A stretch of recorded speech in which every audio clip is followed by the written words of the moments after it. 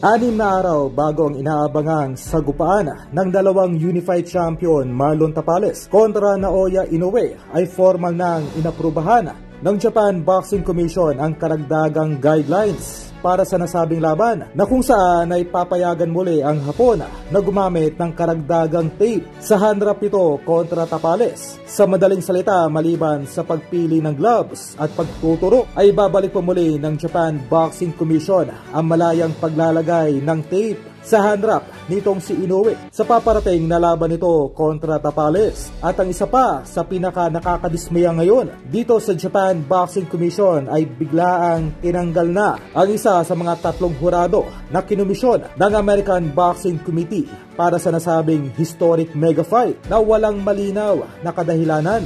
Sa madaling salita, dahil wala ng oras para maghanap pa ng nasabing kapalit na magmumula pa sa ibang bansa, ay minumungkahi ngayon ng Japan Boxing Commission na isang Hapon na lamang ang kukuning kapalit ng nasabing hurado.